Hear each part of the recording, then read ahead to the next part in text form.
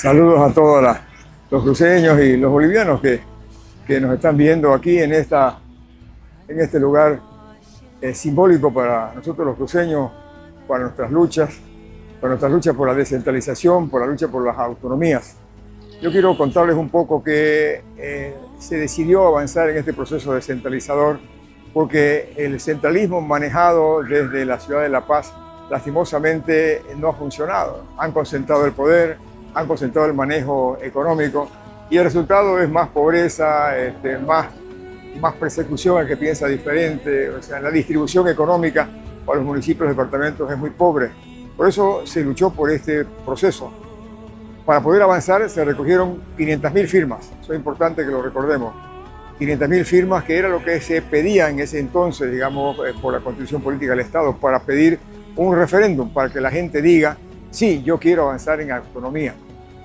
Por eso se consiguió una fecha, que era el 2 de julio, para hacer el referéndum por autonomía a nivel nacional, que era vinculante, para poder entusiasmar, convencer a la gente.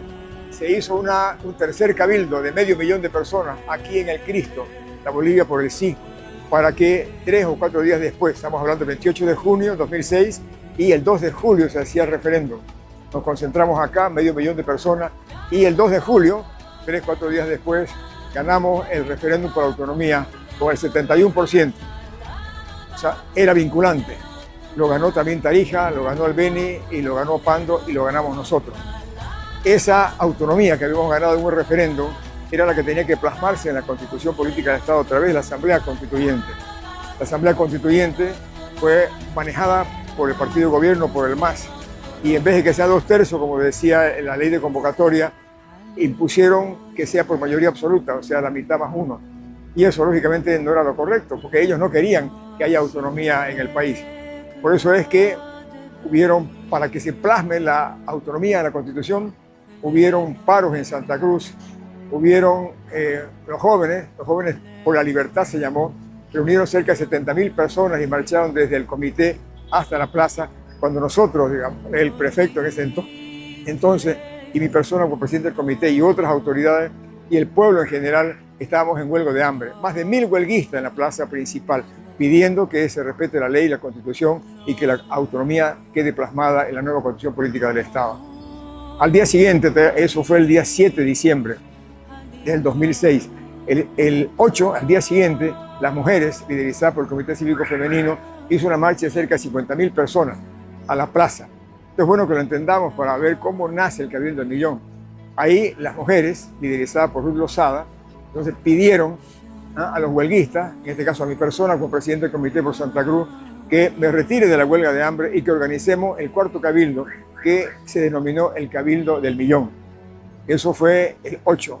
El día 15, o sea, 7 días después, se organizó el Cabildo del Millón y nos concentramos aquí en este lugar importantísimo del Cristo, segundo anillo, y 1 millón de personas, una enorme cantidad de gente se concentró pidiendo con fuerza, con convicción, con deseo de avanzar en proceso descentralizador, incluyente, donde los recursos económicos lleguen a la gente, afirmando nuevamente que no íbamos a aceptar por ninguna manera que la autonomía no quede plasmada en la nueva Constitución Política del Estado.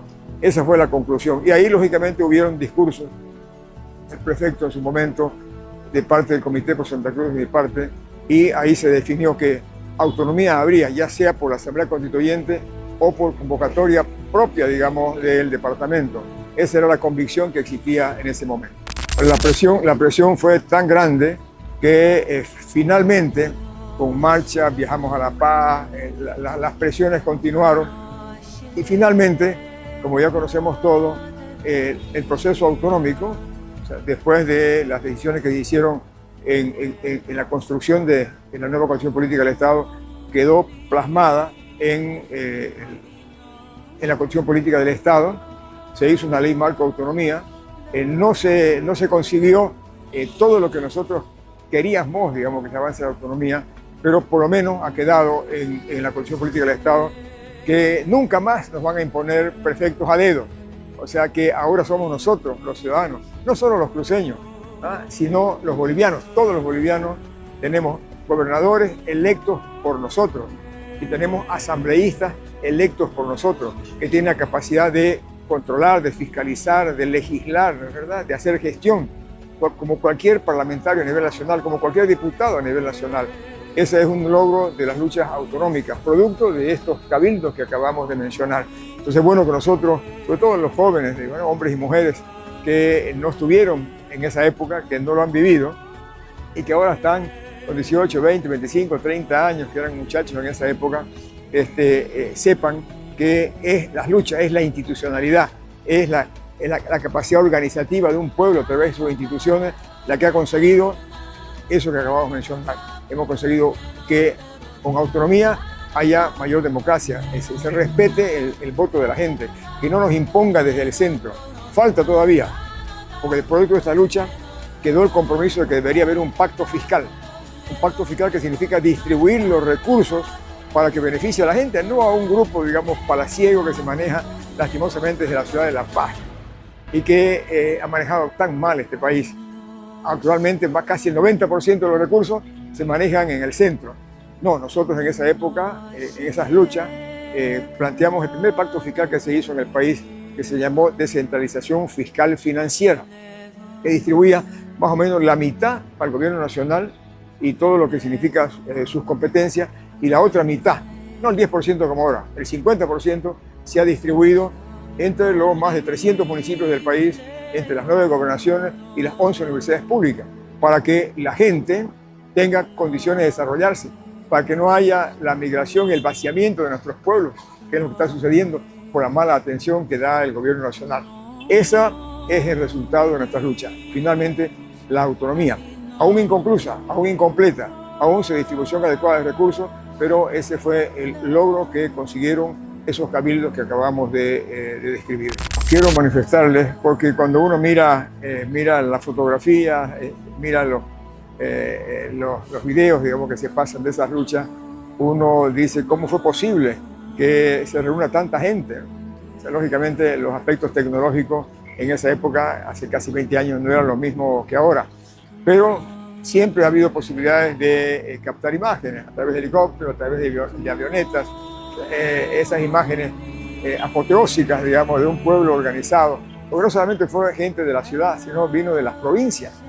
Hubo dificultades, en San Julián, por ejemplo, casi no apedrearon a unos ómnibus, no dejaban pasar, y eso lógicamente organizado por el MAS. No es responsabilidad de la gente de San Julián, sino aquellos activistas del partido de gobierno que no querían que la gente se concentre y luche. Todas esas imágenes fueron captadas. Hubo muchísima voluntad popular. La gente con sus esposas o con sus maridos, con sus hijos, con sus vecinos, se los veía caminando por todos lados para poder llegar y poder concentrarse. Yo siempre digo que lo primero que uno tiene que tener cuando lucha por un objetivo es creer en el objetivo. Hay que creer en lo que uno quiere, hay que luchar por los sueños, hay que estar convencidos, hay que entregarse a una meta. Y eso es lo que hizo el pueblo cruceño en esa época. O sea, no solo conseguimos elección de gobernadores y de cambiar la autonomía para Bolivia, para Santa Cruz, lo hemos conseguido para todo el país. En esa época, por luchar por esto, nos decían que éramos separatistas, nos decían que eran terroristas, que queríamos separarnos del país, pero los resultados demuestran que ahora ningún boliviano quisiera que a su gobernador se lo elija a dedo, pues el partido de gobierno. No quisiera que sus asambleístas, aquellos que tienen capacidad de fiscalizar al Ejecutivo, sean elegidos a dedo. Los elegimos nosotros. Y ahí no importa la línea política que sube, lo importante es que cumpla con lo que dice la ley y la Constitución. Nadie puede estar por encima de la ley. Nadie puede estar por encima de la ley. O sea, la ley, un Estado para que sea Estado, tiene que respetar el Estado de Derecho. Para eso hay leyes, para eso hay Constitución.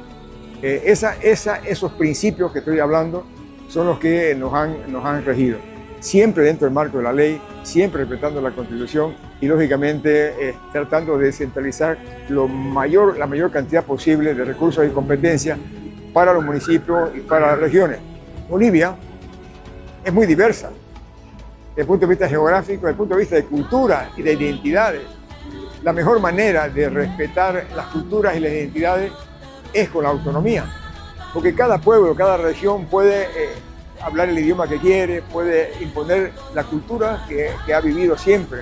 O sea, no se intenta imponer una visión, una cultura desde el centro, y eso no lo vamos a aceptar nosotros, ni nadie, ni ustedes, los jóvenes, los nuevos luchadores por avanzar en este proceso, tienen que aceptarlo. A nadie se le debe imponer una sola visión.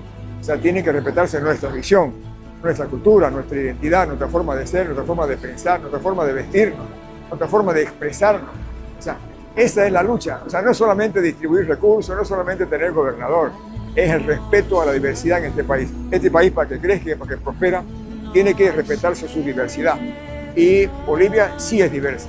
Y si no se respeta eso y se intenta imponer una visión, una cultura, o sea, esa Bolivia no va a poder subsistir ante la presión importante de los bolivianos que queremos libertad, que queremos la posibilidad de que se nos dé la capacidad de desarrollarnos de manera adecuada y lógicamente con los recursos suficientes.